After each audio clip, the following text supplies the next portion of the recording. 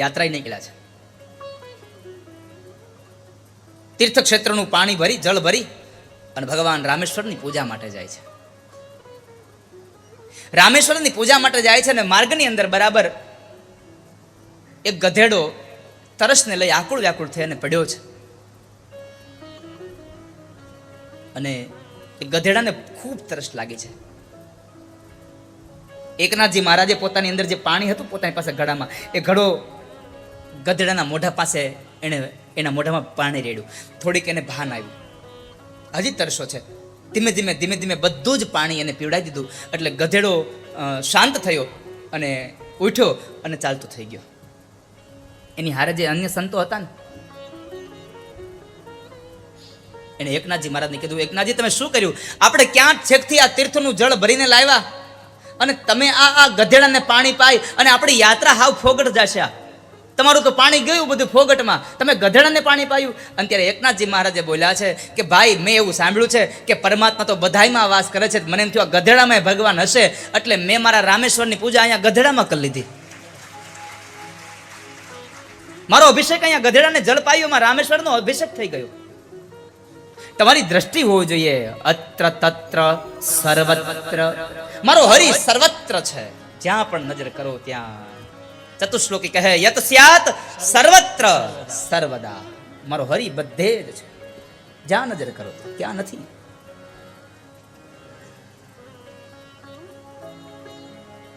દાન દેવું તો જરા પણ વિચારવું નહીં તમારે એવું કે અહીંયા, કારણ કે તમારું કરેલું નિષ્ફળ નહીં જાય. સામે વાળો માણસ ભલે ગમે તે હોય, તમારું કરેલું નિષ્ફળ નહીં જાય. અને દાન અને પુણ્યનો તો બહુ મહિમા છે.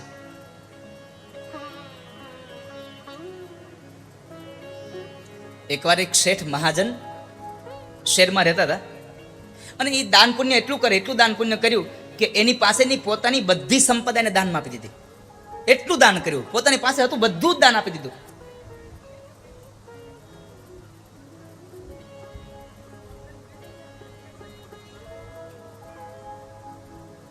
એક વખતના સમયની પત્નીએ કહ્યું, સાંભળ્યું, હવે તો ઘરમાં કાંઈ છે નહીં અને મેં એવું સાંભળ્યું છે, એવું જાણવા મળ્યું છે કે આપણા બાજુના જે નગરના જે રાજા છે ને, એ ધન દઈ અને બીજા લોકોનું પુણ્ય લે છે, પુણ્ય વેચાતું લે છે.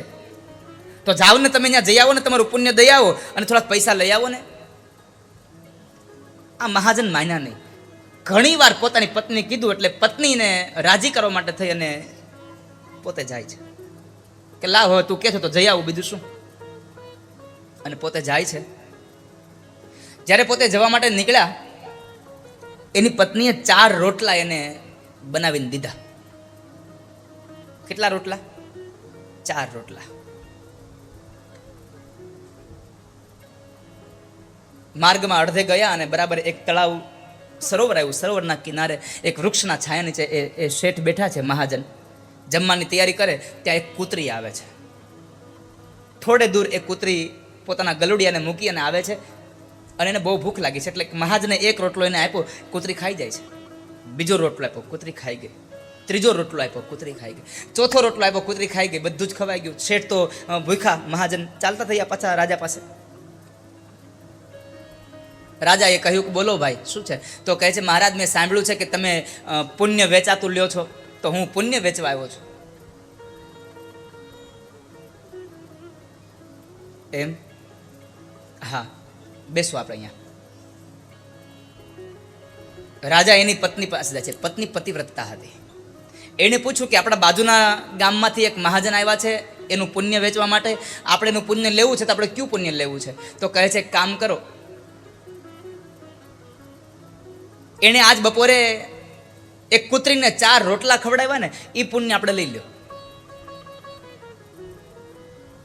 4 રોટલા જે ખવડાવ્યા એનું પુણ્ય લઈ લ્યો. ભલે, વાંધો નહીં.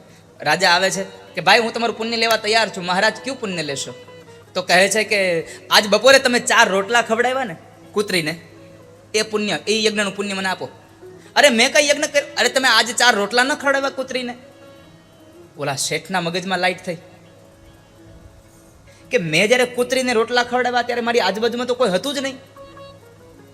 તમને કેમ ખબર પડી મહારાજ કે મેં 4 રોટલા ખવડાવ્યા છે કૂતરીને? તો કહે છે, મારા પત્ની છે ને પતિવ્રતા નારી છે. અને એમને મેં પૂછ્યું એટલે એમણે મને કહ્યું કે એમણે બપોરે આજે જે કૂતરીને 4 રોટલા ખવડાવીને જે યજ્ઞ કર્યો છે એનું પુણ્ય તમે લઈ લ્યો.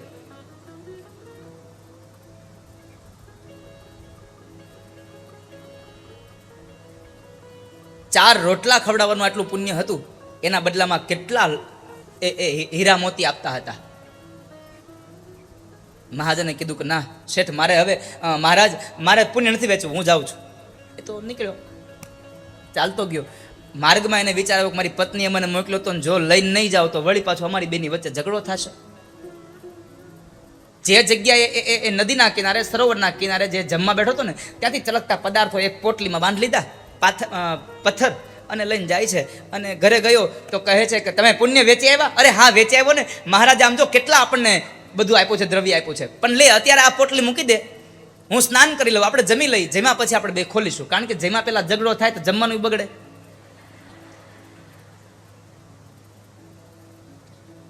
આપણે જમી લેશું પછી આ પોટલી ખોલીશું, ભલે વાંધો નહીં. અને શેઠ નાવા બેઠા મહાજન, અને આ પત્ની સ્ત્રીથી રહેવાયું નહીં, લાવ જોઈ લો આ હું લઈ આવ્યા. અને બેનનો સ્વભાવ હોય એ જોવે નહીં ત્યાં સુધી એને હક ન થાય. આ બાજુ તો રાજપીપળા બાજુ તો સારું છે, અહીંયા એવો સ્વભાવ નથી. હું બીજા ભારતની વાત કરું છું.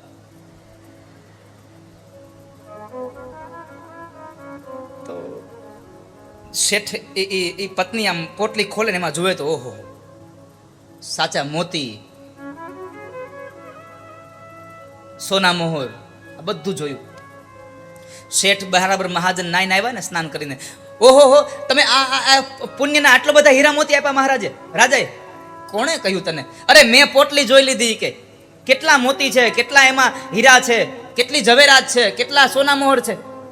કોણે કહ્યું તને? અરે એ હું તને ખાલી એમ જ કહેતો હતો, પથ્થરા. અરે ના, પણ તમે જુઓ તો ખરા, જે પથ્થરા ભરેલી પોટલી હતી એ જ્યાં શેઠ મહાજન શેઠ જોવે ને તો એમાંથી બધા જ હાચા મોતી અને હાચા પથ્થર બની ગયેલા હતા, હાચા હીરા બની ગયા હતા.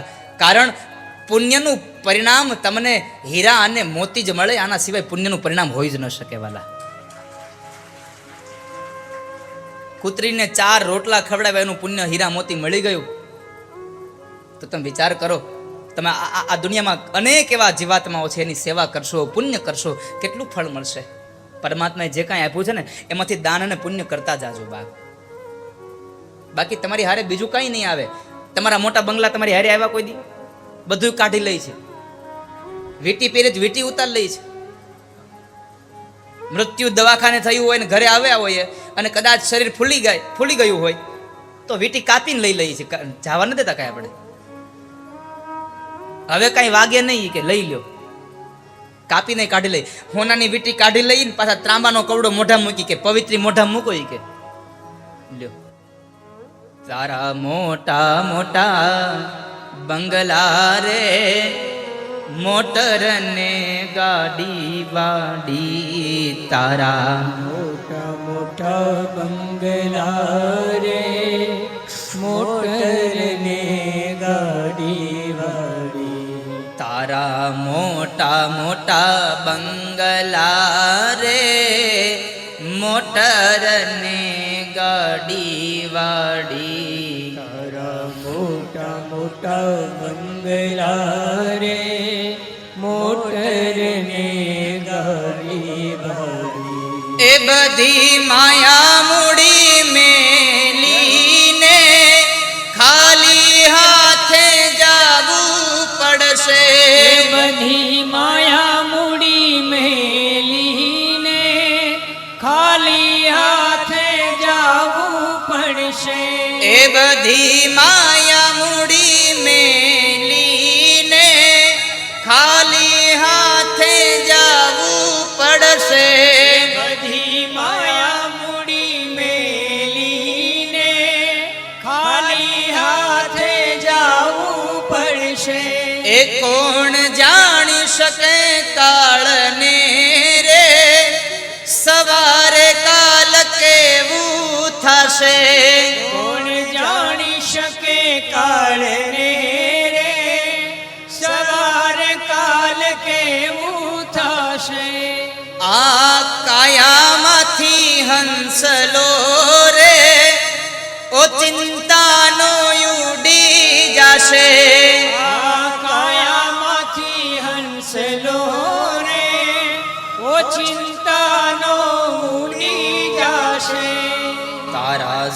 સગાને સંબંધી રે થોડા દીમાં ભૂલી જશે. તારા સગાને સંબંધી રે થોડા દીમાં ભૂલી જશે. તારા સગા અને સંબંધી બધાય થોડા દીમાં ભૂલી જશે, કોઈ યાદ નહીં રાખે.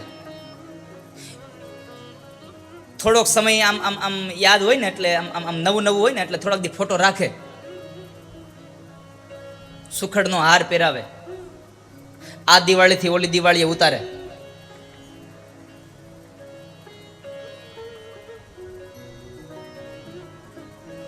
કોઈ યાદ નહીં રાખે.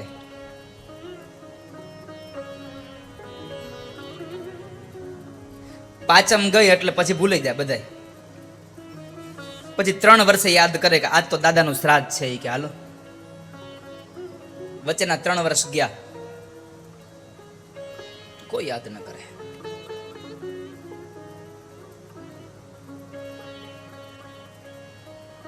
રાજા, જેનું મૃત્યુ નજીક આવે એને પરમાત્માનું યજન કરવું જોઈએ.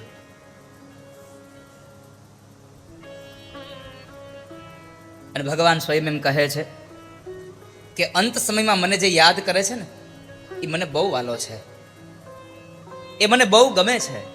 પરમાત્મા સ્વયં ગીતાજીમાં કહ્યું, અંતકાલે ચ મામેવ સ્મરન મુક્ત્વા કલેવરમ યહ પ્રયાતિ સ મદ્ભાવમ યાતિ નાસ્ત્યત્ર સંશયઃ. અંતકાળે જે મારું સ્મરણ કરતો દેહનો ત્યાગ કરે છે રાજા, એ મને પામે છે. ભગવાન સુખદેવજી મહારાજ એમ કહે છે કે રાજા, અંતકાળમાં પરમાત્માનું ભજન કરવું. અને અન્ય કેટલા બધા સમુદાયમાં કથા સાંભળવા બેઠા હતા. એક વ્યક્તિએ પ્રશ્ન કર્યો, મહારાજ, રાજા પરીક્ષિતને ખબર છે કે આજથી 7મે દિવસે તક્ષકના ડંખ દેશે મૃત્યુ થશે, પણ જેને ખબર નથી એને શું? જેને મૃત્યુની ખબર નથી એને શું કરવાનું?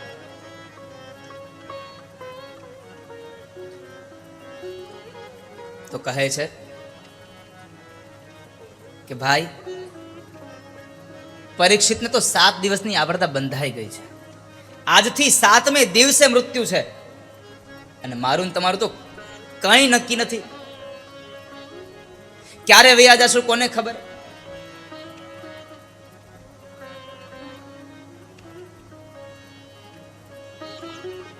ક્યારે જતા રહીએ ખબર નહીં પડે વાલા.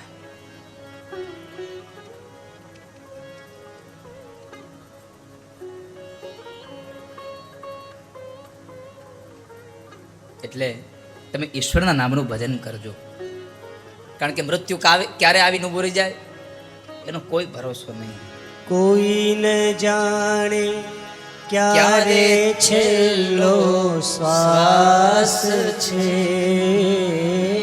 કોઈ ન જાણે ક્યારે છેલ્લો શ્વાસ છે. છેલ્લા શ્વાસ સુધી જીવનમાં આશ છે. છેલ્લા શ્વાસ સુધી જીવનમાં આશ છે. છેલ્લા શ્વાસ સુધી માણસની અપેક્ષાઓ અને આશાઓ રહેતી હોય છે. ત્યારબાદ સુખદેવજી મહારાજે રાજા પરીક્ષિતને મુક્તિના પ્રકારો 2 બતાવ્યા, એક સદ્યો મુક્તિ અને ક્રમ મુક્તિ. સદ્યો મુક્તિમાં બતાવ્યું કે મનુષ્ય અવતારમાં ભગવાનના નામનું ભજન એટલું કરીએ કે મુક્તિ મળી જાય, અને ક્રમ મુક્તિમાં ભગવાનનું એવું બતાવ્યું કે તમે આ જન્મમાં સારા કામ નહીં કરો તો બીજા જન્મની અંદર તમને બીજામાં જવું પડશે, ત્યાર પછી બીજી યોનિમાં, ત્રીજી યોનિમાં, આમ કરતા કરતા અનેક યોનિમાં થતા થતા તમને મુક્તિ મળશે, મોક્ષ મળશે. માટે તમે હરિના નામનું ચિંતન કરો, પરમાત્માના નામનું ભજન કરો. મુક્તિના 2 પ્રકાર બતાવી સુખદેવજી મહારાજે. મંગલાચરણમાં રાધાજીને યાદ કર્યા. ભગવાનનું આ દુનિયા છે એ પરમાત્માનું વિરાટ સ્વરૂપ છે. પ્રભુની આજ્ઞાથી આ સૃષ્ટિનું સર્જન થયું. પરમાત્માએ પોતાની જ ભાવના ભગવાન બ્રહ્માને કહી ચતુશ્લોકી ભાગવતમાં ચતુશ્લોકી ભાગવતની કથા અહીંયા બતાવી. ભગવાન પોતાની જાતે એમ કહે છે, પરમાત્માએ પહેલા શ્લોકની અંદર પોતાનો પરિચય આપ્યો અને એ પરિચય હતો સ્વરૂપનો, કે મારું સ્વરૂપ કેવું છે. અહમેવાસમેવાગ્રે જ્ઞાન્યદ્યત સદસત્પરમ પશ્ચાદહમ યદેતચ્ચયો વશિષ્યેત સોસ્મ્યહમ. હે બ્રહ્મા, આ બધું જે દેખાય છે ને,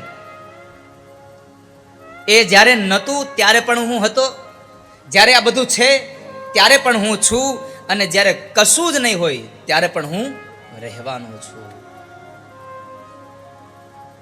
ભગવાને પોતાના સ્વરૂપનો પરિચય આપ્યો. ત્યારબાદ બીજા શ્લોકની અંદર ભગવાને પોતાની માયાનો પરિચય આપ્યો છે. ભગવાનની માયા કેવી છે? સત્યને અસત્ય બનાવે, અસત્યને સત્ય બનાવે, એવી ભગવાનની માયા છે.